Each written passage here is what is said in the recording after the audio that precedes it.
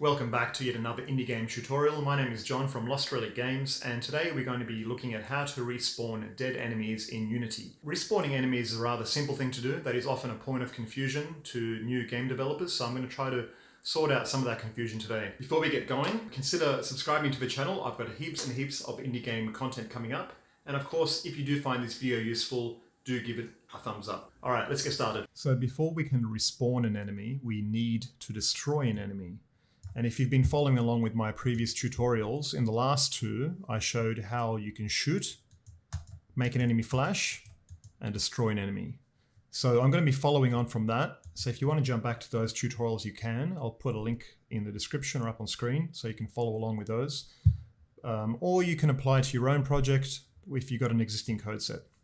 So anyway, first thing we'll want to do is jump onto our enemy and see what kind of script I've got here. So in this script, you can see the enemy's got a health of 5, which when the enemy collides with a bullet, the health goes down, the enemy flashes, the sprite material goes white, and if the health is lower or equal to 0, then the enemy dies. So it's in this kill self function that we're going to be doing the respawning. And this is often where it gets a bit hairy. So I'll first show what typically you'd think you would do. And it would be to create a function in here called respawn. And in here, we need to well, first of all, we're going to call it from the kill self function, okay? So when the enemy dies, it will, in this case, immediately respawn here. So what we'll want to do, we'll want to add a bit of a delay here. So we'll use an invoke function, which allows us to delay the calling of a function and reference it by name. So here we'll say delay it by 5 seconds. So after the enemy dies, respawn after 5 seconds. So what we'll need to do, we'll need to bring the enemy into the resources folder. So the resources folder allows you to load stuff from. Would you like to create a new? Okay, so this is because I already created a prefab of this, and I'll just say original prefab. So now in the resources folder, you'll see we have the bullets that are being loaded and the enemy. So going back to our enemy script, what I'm going to do here, in the start function for the enemy, I'm going to first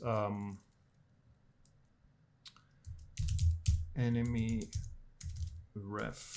I'm going to make a reference to the enemy that I can load, which I'll load in the start function and I'll instantiate later. So resources dot load, and this is looking in the resources folder now and saying, oh, enemy. And here we'll do an autocomplete by pressing Control full stop.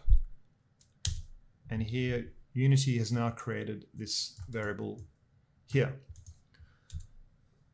So all I'm doing here, I just want to load this when the enemy is created, and this will stop it kind of stuttering or popping or dropping frames later on, which often it does for the first time.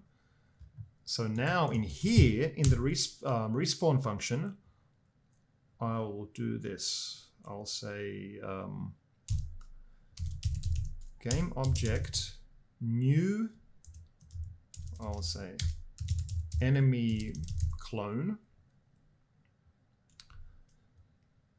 equals instantiate, and here we're going to point to that enemy reference we created a moment ago, and we'll have to cast this as a game object by putting it in brackets like this. Okay, so that will now load it into the scene. So next thing we want to do is give it a position. I'll say enemy clone dot transform dot position equals, and we'll map it to the existing position of the current enemy we are on. Transform dot position. It's very late at night here at the moment, and my brain isn't completely firing on all cylinders at the moment, so bear with me. Okay, so we load the cloned enemy into the scene and we map it to the position of the current enemy. And this all happens after 5 seconds. So I'll run this now to show you what happens. I already know what's going to happen, but this is where a lot of people often get confused, and it's to do with the positioning of this destroy function here. So 1, 2, 3, 4, 5. Boom, enemies destroyed. And nothing happened. Surprise, surprise. So this is where because a lot of people have messaged me going, oh, how do I respawn enemies or players after they die? The problem is people are destroying the game objects. And what that means is that this code will never run. So once you delete that game object from the scene, the script that is attached to the game object will also get cleared. So we need to kind of cheat it visually, which is cheating things is a classic thing in game development. So what we're going to do, okay, we're going to comment that out for the time being, and rather than destroy it here, we're going to reference the sprite renderer and say enabled equals false. So you see that is actually hiding the game object visually, but it's still keeping it on screen. What I'll do, I'll move this destroy function down here after the new enemy has been created. So the new enemy is created, we no longer need the current enemy. So that's how it's going to work. So let's run that and see what happens. Boom, boom, boom, boom, boom. So 1, 2, 3, 4, 5. Yes! So that worked. And we can keep doing that now. And that should keep... Aha. So we have an issue here. And that is that the enemy's dead and is still taking hits. Okay, so this is something that is worth discussing now. So we've hidden the enemy, but the box collider all that is still on screen. I mean, there's a few things you can do here. You can disable the box collider. I won't go through all because there's a few different things you can do. You can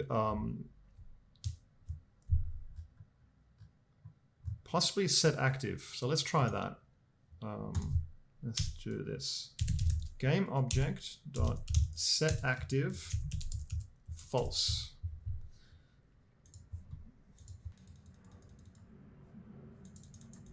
Okay, that's cleared it. Code. Oh, okay, so that worked. Right, so that's an even better way. So forget the whole sprite renderer thing. That's definitely something you can use. And look, with game dev, you got different scenarios that you're going to run into, and some things are going to work for one situation that aren't going to work for another one. And I have used this sprite renderer one in my own game a couple of times where it was appropriate. So getting rid of this, kill that off. So this is the golden child here. So game object set active false, and this is removing it from the scene, but still keeping the script attached. So a couple of things we're going to do here. I'll put make a float. I'll call it delay before destroy. And I'll give it the value of 5. And I'm going to serialize it. This will allow us to modify this value in the property inspector for that object. Okay. So what if we want to randomize the enemy's position when he gets respawned? We can do that too. And the best way to do that is to first make a record of the starting position. So maybe let's call it vector 3 start pos. And in here we'll say start pos equals transform.position. So the start position is the current position. And down here in the respawn function, what we're going to do, we're going to randomize the x value. So rather than doing it like that, we're going to say new vector 3. And for the x value, we're going to say Unity engine dot random dot range. Oops, random dot range. And we're going to say start position dot x minus, let's say 3. That's the minimum value, to start position dot x plus 3. Start position dot y can stay the same, and start position dot z can stay the same. So we're only modifying we need a bracket in here. So we're only modifying the x value. So here, it can be hard to read it when you've got long lines like this. And what you can do, you can break things over the next line. So let's run that and see what happens. And down here, you can see the property with serialize is available. So we can change that down to 2 just to speed things up a little bit.